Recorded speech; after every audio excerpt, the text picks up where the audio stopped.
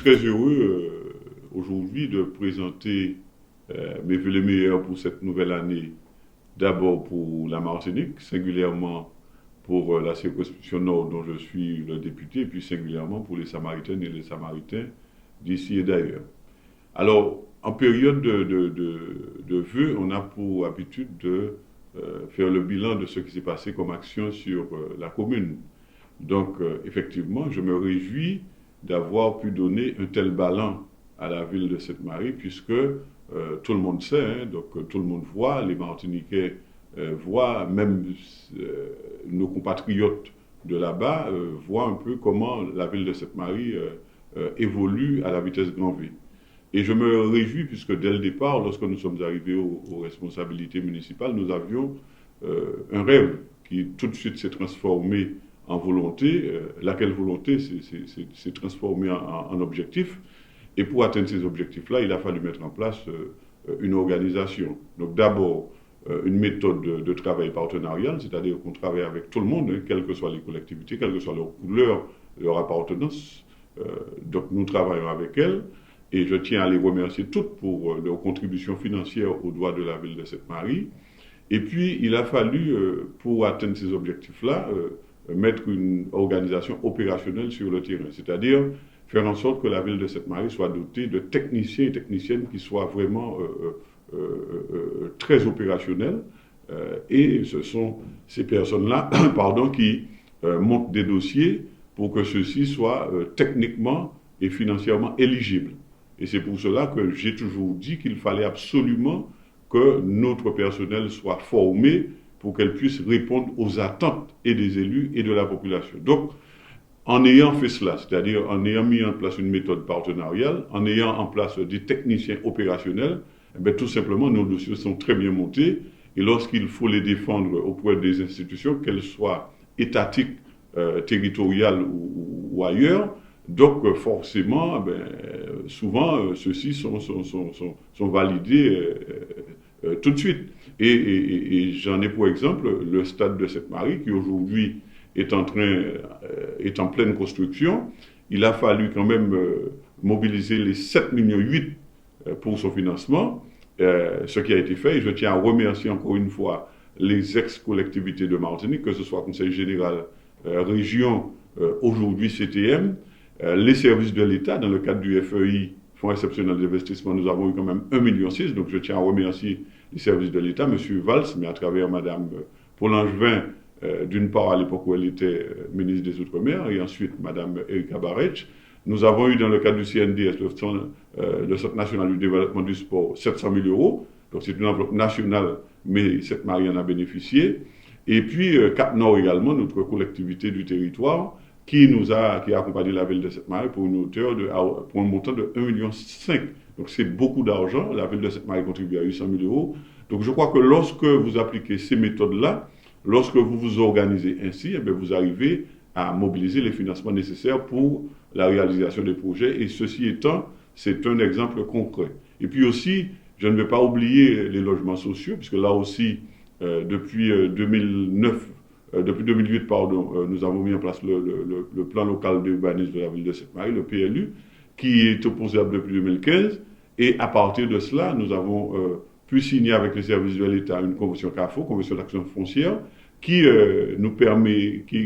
convention qui nous permettra de réaliser, ou qui nous permet de réaliser sur les 5 ans à venir, pas moins de 650 logements. Donc les premiers ont été livrés déjà sur Bonaire, sans toutefois entrer dans les détails. Et seulement pour l'année 2017, nous verrons la réalisation, la construction de 260 logements sur la ville de Sainte-Marie.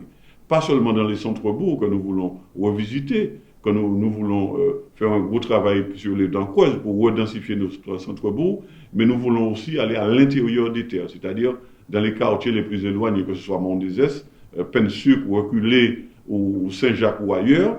Donc tous ces quartiers verront la construction de logements sociaux, mais nous ne voulons pas de gros buildings, nous voulons tout simplement des logements à taille humaine, c'est-à-dire qui cadrent très bien dans l'environnement et logements dans lesquels nos compatriotes vont se sentir comme s'ils étaient chez eux en villa individuelle. Donc voilà, telles sont les orientations qui ont été prises. Et puis, nous allons continuer à aménager la plaine de l'Union, l'ex-pape Clarissa Jean-Philippe, qui fait la fierté, pas seulement des Samaritains, mais j'ai presque envie de dire de la Martinique et singulièrement des habitants du Nord, puisque c'est un lieu de rencontre. Et lorsqu'il a fallu mettre en place réaliser cette place, nous n'avons pas voulu faire une place pour faire une place. Nous avons voulu d'un lieu qui soit un lieu multi-activité. C'est pourquoi les seniors, les personnes âgées, les jeunes, les scolaires, tout le monde peut se retrouver, puisqu'il y a de l'espace pour celles et ceux qui jouent au domino,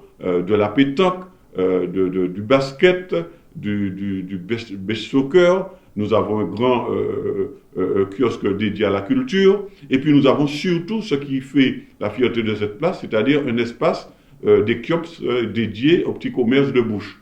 C'est-à-dire celles et ceux qui viennent chez nous, eh bien, ont la possibilité de se restaurer sur place. Et ça, c'est très important, surtout qu'il y a des jeux pour les enfants. Vous savez, quand vous vous déplacez en famille, eh bien, les gens là, ils ont faim, ils ont soif. Quand maman, papa mange faim, ils mangent soif, il faut boire, il faut manger. Donc tout est concentré sur le même lieu, et c'est ce qui fait la fierté de cette place à Sainte-Marie. Et puis nous avons également ce qui est très rare dans le monde, le tombolo, que nous avons réhabilité et qui fait la fierté également des Samaritains. D'ailleurs, TF1, la chaîne nationale, est venue pour, comment dirais-je, un reportage sur ce site. Et rien que pour un exemple concret, parce qu'il faut être concret, de mai à juin de l'année dernière, 2016, nous avons eu sur la période plus de 50 000 visiteurs. Donc c'est l'un des sites les plus visités de France aujourd'hui sur cette période-là. Donc je crois qu'il y a de quoi être fier. Donc ce qui bien évidemment a été fait est très bien, mais ce qui nous reste à faire le sera encore davantage, puisque nous avons d'innombrables projets pour faire en sorte que la ville de Sainte-Marie devienne la capitale du Nord, et pourquoi pas, il faut être ambitieux des fois, la capitale de la Martinique. Enfin bref, je crois que les élus ont compris comment il fallait travailler, nos populations adhèrent, puisque nous ne voulons pas faire pour, mais faire avec. Et puis, comme je suis également député, donc je me réjouis de ce mandat qui est toujours en cours et pour lequel, à travers lequel j'essaye de répondre aux attentes de nos populations, puisque je n'oublie pas que je suis originaire du Nord, donc commune territoire rural, où il y a la canne, où il y a la banane, où ce sont ces secteurs-là qui emploient et embauchent du monde.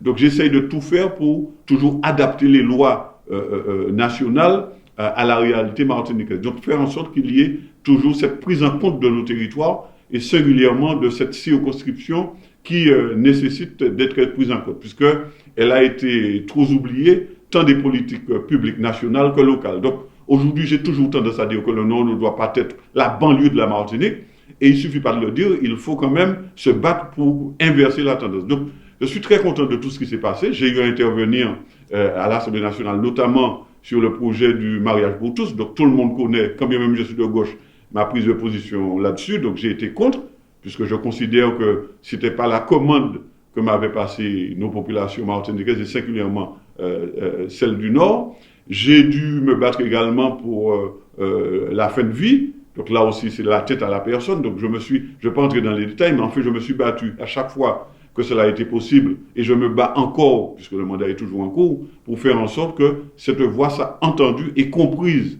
C'est une voix d'un élu de la Martinique, du Nord, qui est fier de l'être, que cette voix soit entendue et comprise. Donc bref, je crois que tous les jours, c'est un combat, et c'est pour cela que je demande aux uns et aux autres de ne pas baisser les bras. Et pour cette année nouvelle, je souhaite tout simplement que le chiffre 7 soit bénéfique pour tout le monde. Mais pour y bénéfique, il faut mettre griffe en tête. Donc, je remercie en tout cas le ciel de m'avoir habité encore de cette volonté de toujours agir. Et je ne veux être, puisque je le suis, donc je ne vais pas le cacher, je suis un chrétien.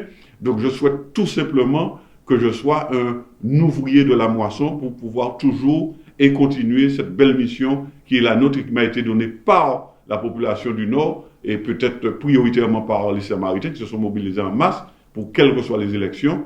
Donc je leur dis, maman, là, nous mettons tête ensemble, nous mettons épaules ensemble pour nous continuer de travailler là. Bien évidemment, on ne pourra jamais satisfaire tout le monde, mais je crois que là où il y a une volonté, il y a un chemin, et j'ai presque envie de dire que ce n'est pas parce que les choses sont difficiles que nous n'osons pas les faire, c'est parce que nous n'osons pas les faire qu'elles sont difficiles. Mesdames et messieurs, chers compatriotes, une très bonne année 2017.